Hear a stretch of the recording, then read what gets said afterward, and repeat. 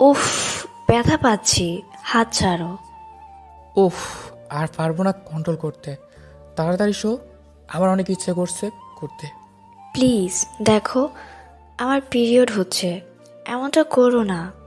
আমি অনেক ব্যথা পাবো। তুমি আমাকে ভালোবাসো, তাহলে কিভাবে আমার উপর অত্যাচার করবে? আরে বুঝিস না কেন, আমি আর থাকতে পারছি না। তোর প্রতিদিনই শুধু পিরিয়ড হয়।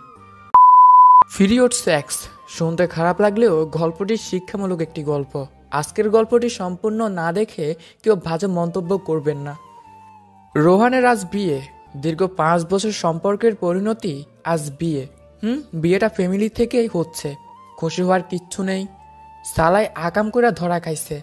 সম্ভ্রান্ত পরিবারের ছেলে তো, তাই সমাজের সামনে নিজেদের মুখে চুনকালি লাগাতে চাননি। মেয়ে অসম্ভব সুন্দরী, কিন্তু সে একটু খাটো। এই 4 ফিট 9 থেকে 10 হবে। ছেলে গাট্টেরা, এসএসসি ফেল, আর মেয়ে মাত্র এসএসসি পাস করেছে। দুজনের বাড়ি দূরত্ব 5 মিনিট।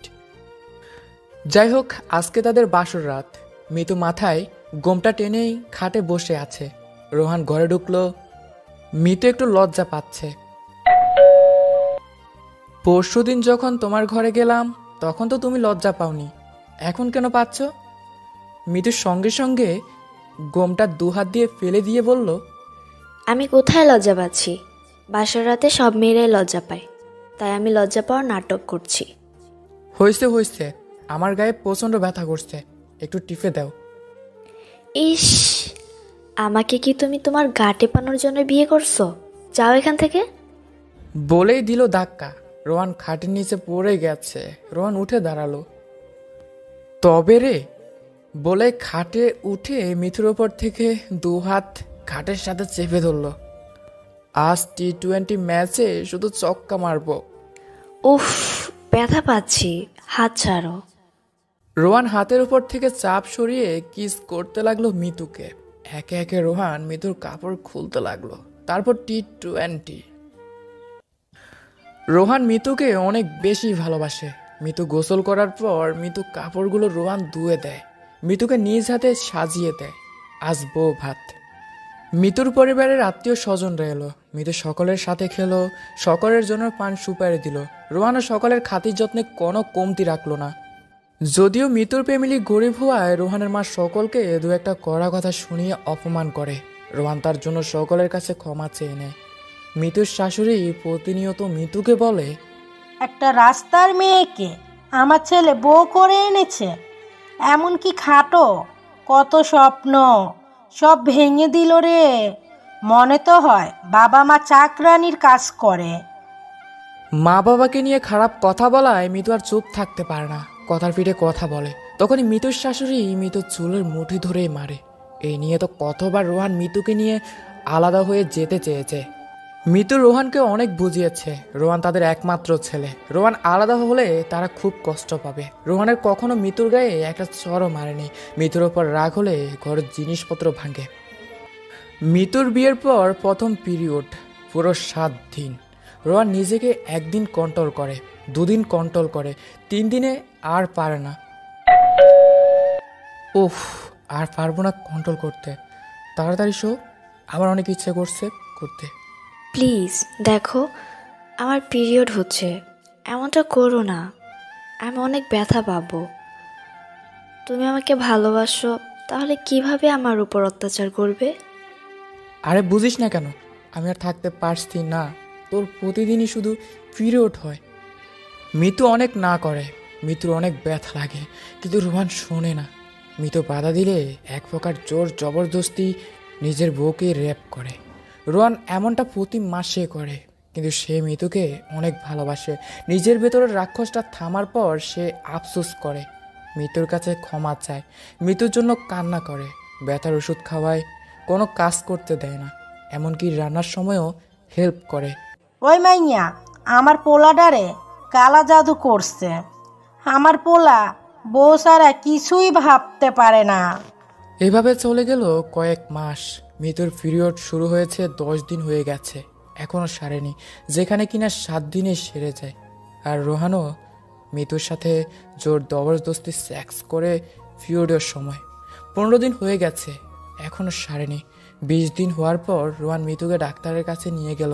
ডাক্তার পরীক্ষা করে ওষুধ দিল, কিন্তু কোনো কাজ হলো না। 12 মাস পিরিয়ড থাকে, হাজার ডাক্তার দেখিয়ে কিন্তু কোনো কাজ হয় না। কবিরাজি করতেও বাদ রাখেনি। ওদিকে মিতুর শাশুড়ি বাচ্চা নেওয়ার জন্য চাপ দিচ্ছে। মিতু পিল খাওয়া অনেক আগে ছেড়ে দিয়েছে। প্রতিনিয়ত পিরিয়ড থাকায় মিতু খুব দুর্বল আর শুকিয়ে যাচ্ছে।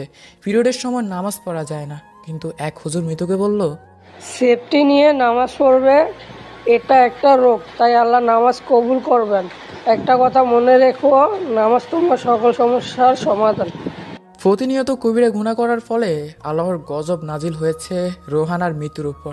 মিতু বাচ্চা ধারণ করতে না পারায় শ্বশুর শাশুড়ি প্রচুর মারে, শারীরিক অত্যাচার করে।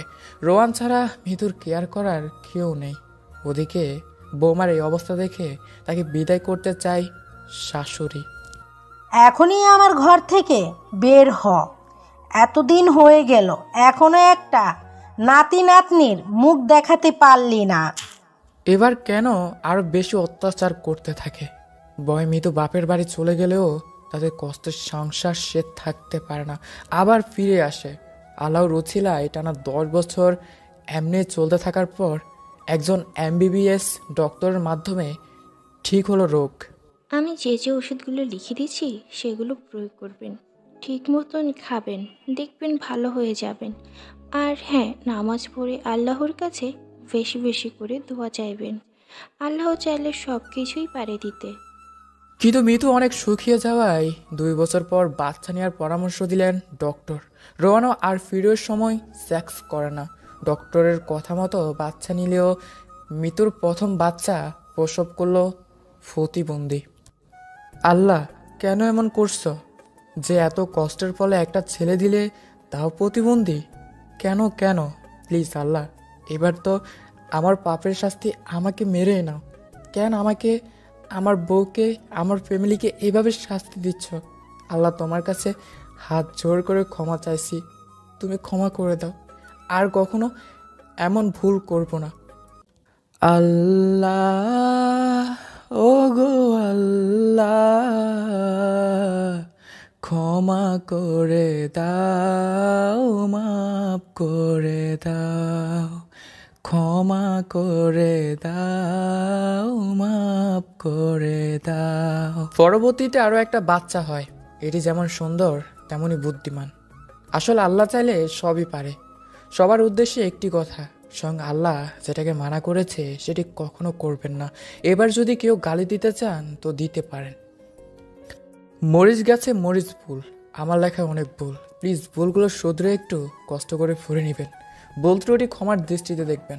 পরবর্তীতে আরও গল্প পেতে পেজটি ফলো করুন। ধন্যবাদ সবাইকে।